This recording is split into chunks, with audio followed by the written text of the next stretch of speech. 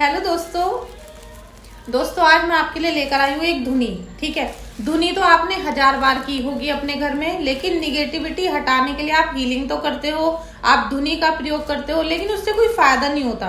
तो पूरा प्रोसेस क्या है धुनी करने का, क्या क्या स्टेप है और क्या क्या चीजें इसमें आपको डालनी चाहिए जिससे कि आपको पॉजिटिविटी फील हो सके, ये मैं आज आपको इस रीडिंग में बताने वाली हूँ। क्योंकि जो मेरा चैनल है राधा टैरो 777, उस पर भी बहुत सारे मैसेज आ रहे हैं कि आप हमें धुनी करना बताओ कि शनिवार है या फिर अमावस्या है, पूर्णिमा है, या कभी कभी ऐसा होता है कि आपके घर का माहौल एकदम से निगेटिव सा फील होने लगता है, अचानक से लड़ाई झगड़े बढ़ गए हैं, मन मुटाव हो रहे हैं घर में, कुछ छोटे मोटे लॉसेस शुरू हो गए हैं। तो उससे कई बार ऐसा होता है कि सब कुछ ठीक है लेकिन मन नहीं लग रहा है ना, सब कुछ सारी चीजें मतलब अपने समय से चल रही हैं लेकिन मन नहीं लग रहा, आपका मन में कुछ ना कुछ व्याकुलता हो रही है, तो भी आप इस धुनी का यूज कर सकते हो।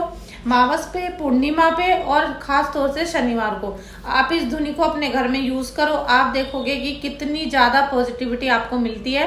तो धुनी तो आपने बहुत बार की है लेकिन आपने पूरा प्रोसेस नहीं किया था, तो आज मैं आपको पूरा प्रोसेस करके बताऊंगी, साथ में सारी चीजों को दिखाने भी वाली हूँ जिससे कि आपको ये पता चल जाए कि मैंने क्या क्या चीज आपको बताई है। क्योंकि कई बार हम जब उसका नाम बता देते हैं तो आपको वो चीज समझ में नहीं आती और आप उसको ढूंढ नहीं पाते हो।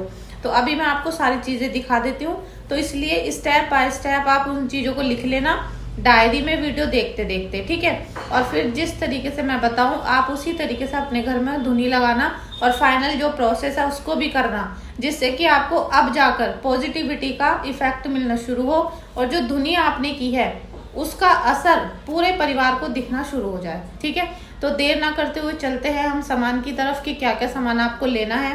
दोस्तों आपका स्वागत है इस चैनल पर और बहुत बहुत धन्यवाद कि आपने इस रीडिंग को देखा, इस वीडियो को देखा। और साथ में जो मैं आपको इस चैनल पर उपाय बताऊं, जो भी आपको रेमेडीज रिचुअल्स बताऊंगी, आप उनको आराम से फॉलो कर सकते हो। और मैं इस चैनल पे वही उपाय बताऊंगी जिसे सब कर सकें।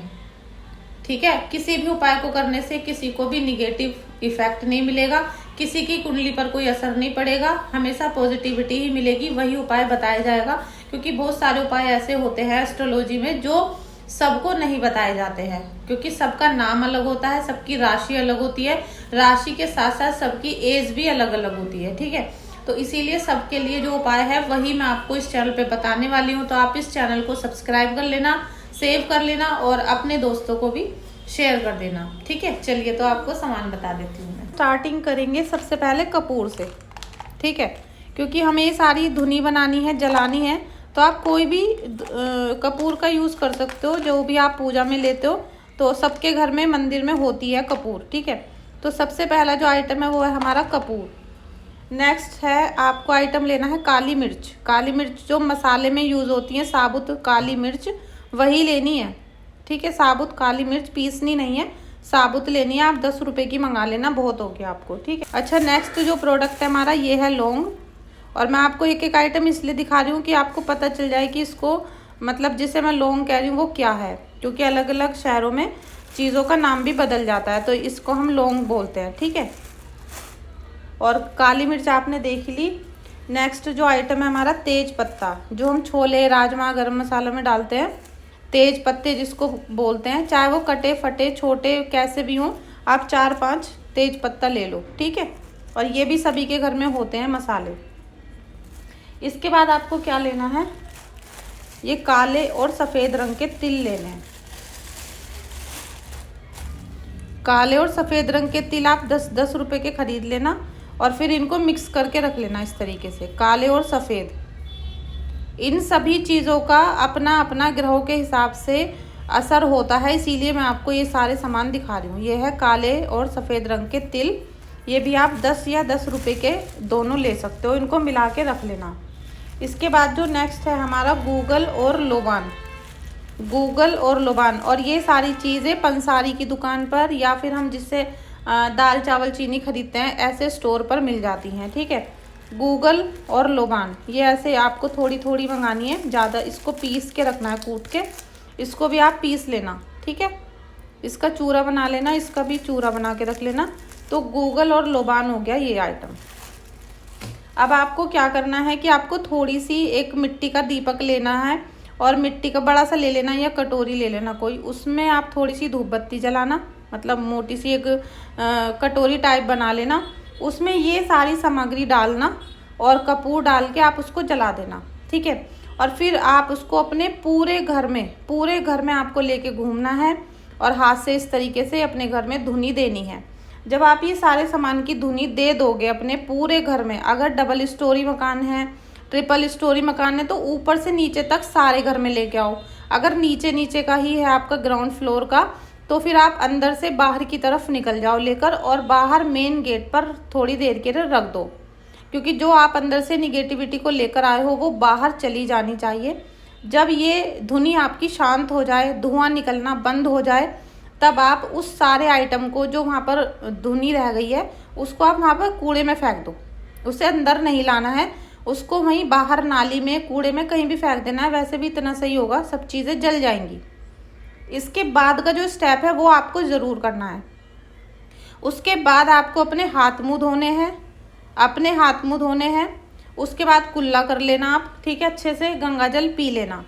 और फिर आपके पास गंगा जल हो, यमुना जल हो, जैसे कि मैं इस तरीके से बोतल में रखती हूँ और मैं सुबह शाम पूरे घर में इस तरीके से स्प्रे कर देती हूँ, ठीक है, इस तरीके से।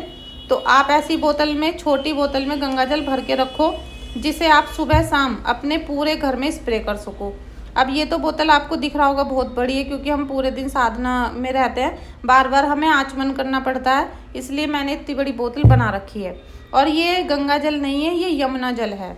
तो अगर आप भी चाहो कि आपके घर यमुना जल आ जाए तो आप हमसे ऑर्डर करके भी मंगा सकते हो। और बाकी वैसे सभी के घर में गंगा जल होता ही है, ठीक है। गंगा जल हो, बालाजी का जल हो, किसी भी पवित्र नदी का या किसी भी अच्छे मंदिर का, मतलब जहाँ पर सिद्धि हो, वो मंदिर के अगर जल है आपके पास तो आप उनसे भी अपना ऐसे कुल्ला आचमन वगैरह करो, अपने घर को पवित्र करो।